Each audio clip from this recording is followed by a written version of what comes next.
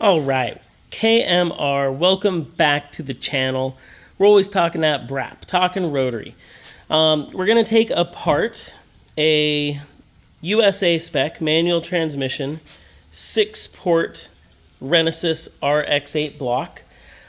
This one came in. We don't really know what condition it was in, but we know it's lost compression. It's not a running motor. If you look at your exhaust ports here, you can actually tell that both rotors were burning. There's not excessive oil, nor is there excessive watery rust. And those are both good signs. That means internally, outside of not running anymore, hopefully components are good. I've already taken a moment. I knocked the front pulley bolt loose, loosened up the rear nut, and the oil pan was already off. RENESIS motors, RX7 motors can be pretty tricky on these front pulley bolts. Sometimes you got to heat them up, so a little torch will do. Don't burn yourself. Be careful. Don't blow yourself up. We're going to go ahead and start this off. I'm going to mount the camera because I cannot hold the camera the whole time. So there we go. And we're going to start to knock this thing apart. Basic tools you're going to need I like a brass hammer or a soft rubber mallet. You're going to need a 10, 12, 14, 17, 19, so your basics. And it's always good to have some pliers, some side cutters. And if you're fortunate enough to have it, the factory dowel pin puller tool. So we'll go ahead and start this off. We need to whack that rear flywheel. It's basically on a taper press. We already have the nut loose. That'll easily break the press on especially an OEM flywheel. Don't hit it right on the running surface. Don't hit it right on the gear. Kind of hit it on this outer land area. All right, it's stinky. That unleashed the stink. How nice. It's got a keyway back here. I'm going to go ahead and get rid of that keyway so it's not in our way right now. You can grab it with pliers or side cutters. It's your rear keyway for the flywheel, which is also your balance to the rotor. So the flywheel and counterweight is your balance. Flipping it upright, we got it on that Mazda Trick engine stand, which I like. It makes life easy.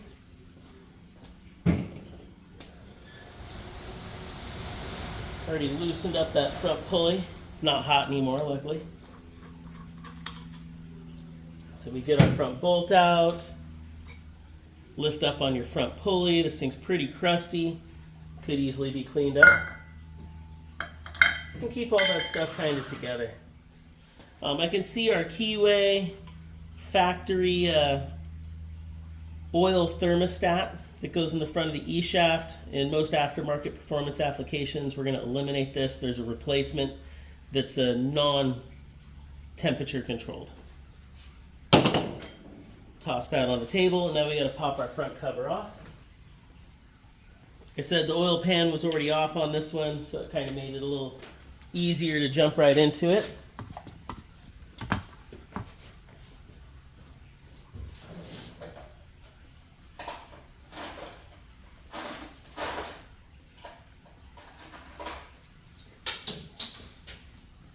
And right off the bat, I needed a tool from the toolbox.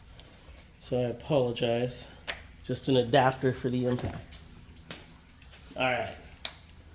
There we go. So we're going to knock our 12s out on the front cover.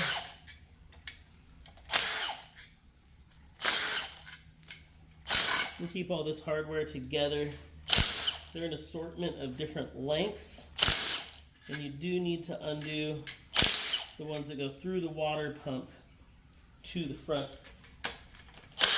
iron or front plate. You can see fairly long. These are the only 8mm bolts that are like this on the motor, so keep them with your front cover, but they're kind of specific. Nowhere else to really confuse them. I think we got everybody. Give it a little tap tap.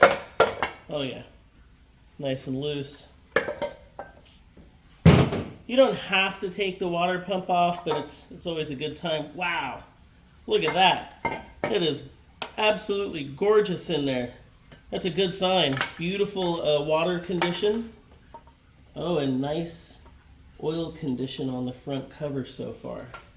So we're looking good. Nice and clean, nice and clean.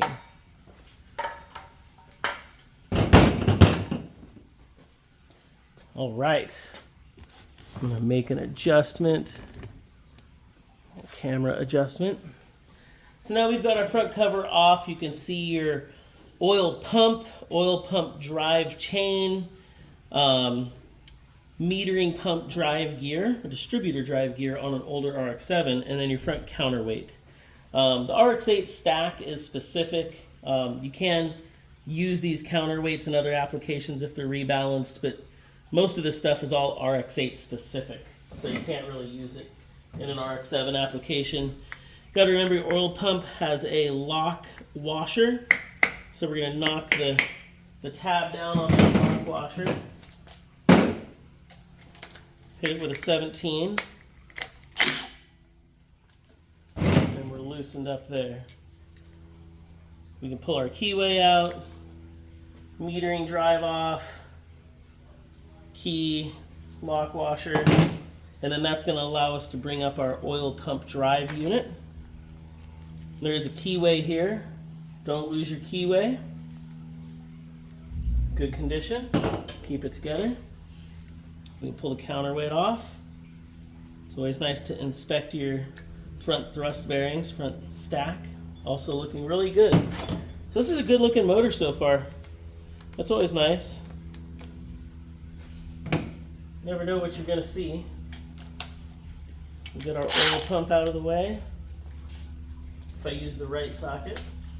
Gotta grab the 10. There we go.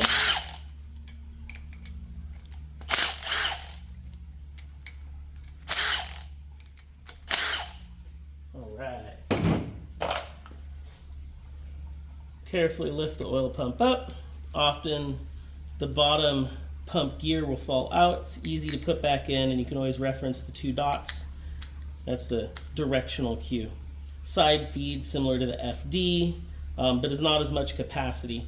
Not my favorite oil pump, but it's the only thing you got with an RX8. There's nothing aftermarket, nothing better. While we're here, we're going to pull out our front gear bolts.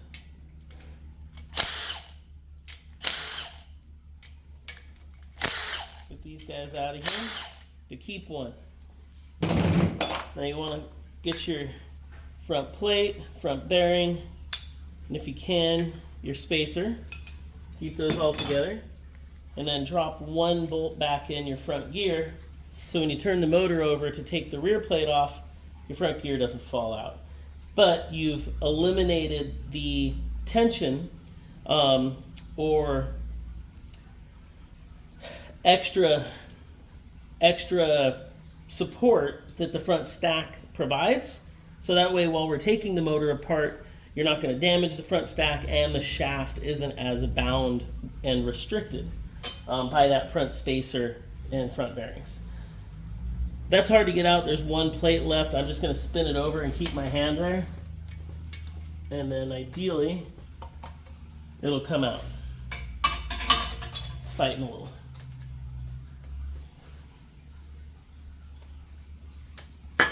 There we go. And that's your last of the front stack, which is your spacer that goes right up against the end of the eccentric shaft, or base of the eccentric shaft, which supports your spacer and first thrust bearing, so basically your bottom thrust plate.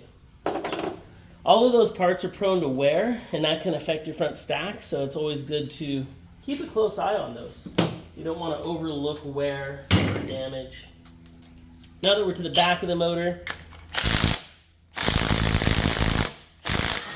we can go ahead and get our tension fixed out.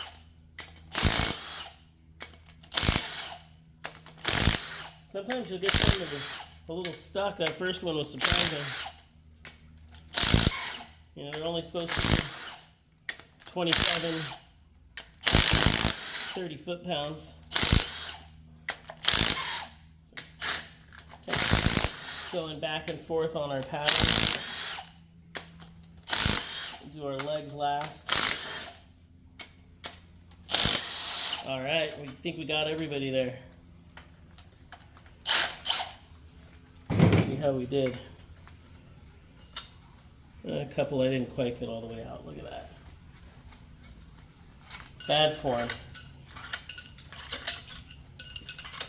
And you know, the bottom left is your long RX7 or RX8, and then RX8s have 3 long ones around the exhaust port because you've got that extra exhaust port material there. You know, it's not, you really can't put them in wrong, but yeah, they're different. You should notice if you're working on the motor. All right, tension goes out. Also stinky.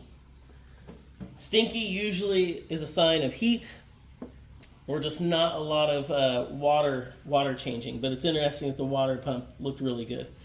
I'm going to go ahead and leave the rear gear in, although if you wanted to, you could actually undo all 6 bolts and pop the rear gear out. I personally tend to leave them in, but you do have to be careful when you're lifting that back iron off, not to damage anything.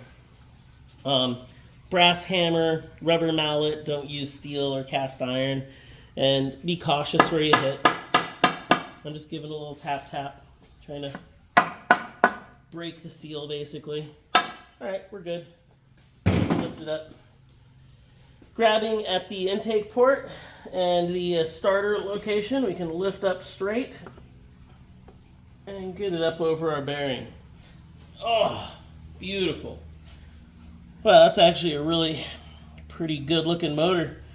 Probably just needed new side seals or apex seals. We'll have to keep looking. So far, we like what we see. So water seals aren't overly burnt. Most of our interior looks pretty good. We can lift these guys up. Try not to lose too many of the rotor bits. Wrap that outer water seal around your apex seals. And then we can lift up. And that kind of keeps them all contained.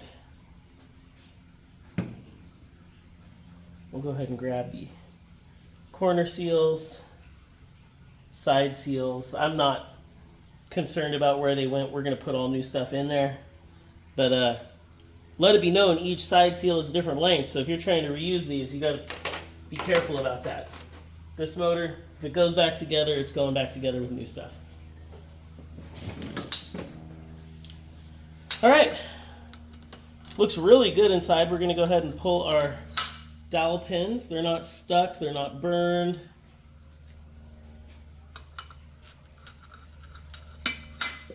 Very nice.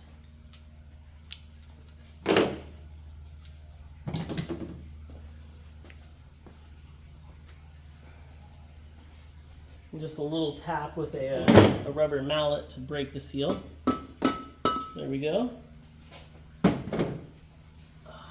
Spring. All right, so pull our water seals out. Those look like it got warm.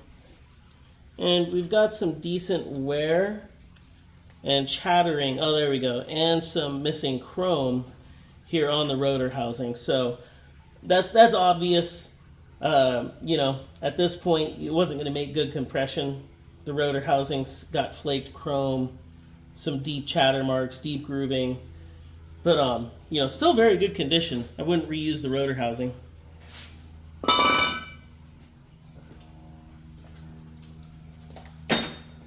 The side plates continue to look good. Just kind of what you're looking for when you take apart a rotary engine. You're hoping you get good rotors.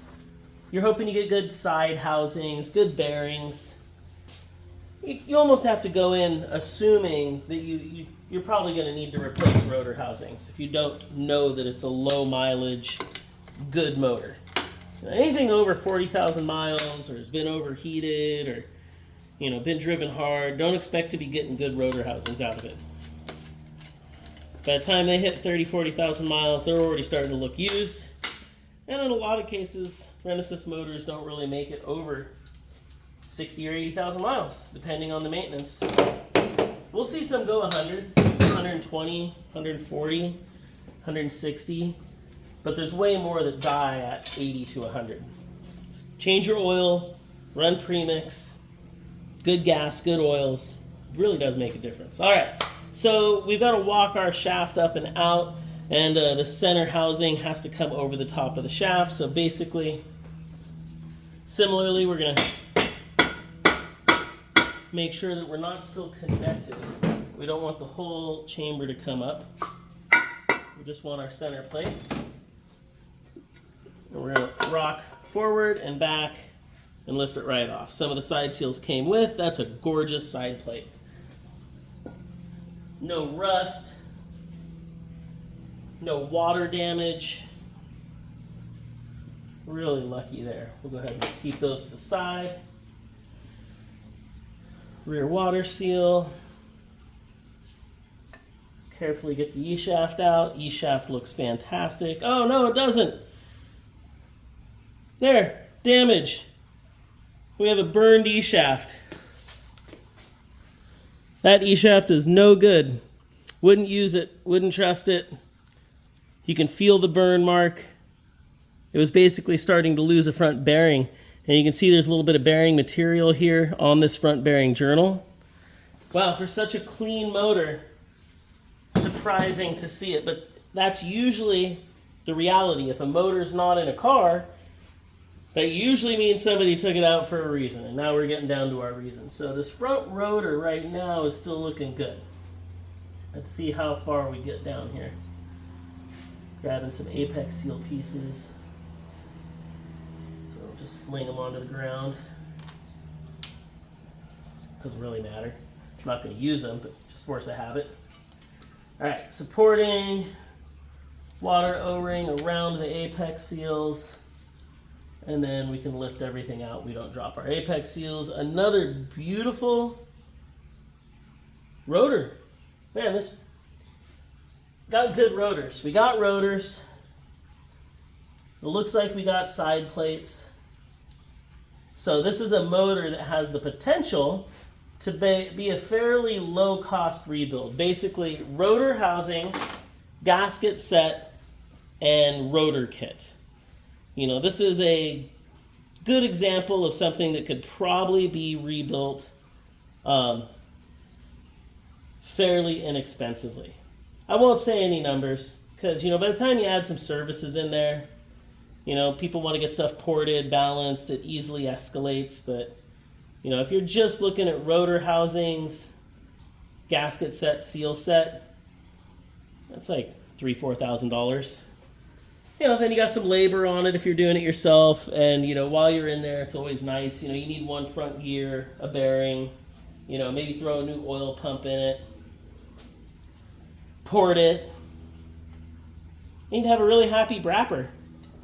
So this is kind of a nice surprise. I don't take a lot of RENESIS engines apart that aren't completely blown up. So this one was just mild failure. This rotor housing, this front rotor housing actually looks better. I don't know that it's usable, but it's not as bad as the rear.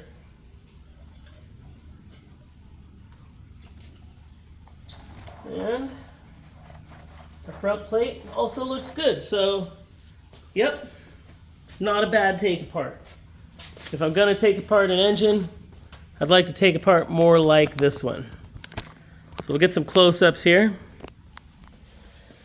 You can see it does have evidence of wear. You've got your carbon buildup in the exhaust port. It does look like it got some temperature, some heat into the cooling system. You can see where the water O-rings have been burned into the cast iron. And it's never been resurfaced or lapped. You can see the factory, basically the factory machining on the housing. This front bearing down in there, if you look at it, it's going away. So I was losing the front bearing. Maybe it ran out of oil. Maybe there was some kind of issue. Who knows? Rear side plate, rear bearing look fine. Rotors actually look really nice. And I think that's a wrap. We're going to go ahead and organize all of these parts up and give them further inspection. But taking apart a RENESIS engine is not that difficult if you have the proper tools and a nice little Mazda Tricks engine stand head. If anybody needs anything, if they're rebuilding their engines, they need parts, they need services, they need advice, feel free to reach out to KMR. We're always happy to help. And I think that's a wrap. I gotta get back to work. It was fun taking apart this engine, but there's other things we gotta take care of. Thanks for watching.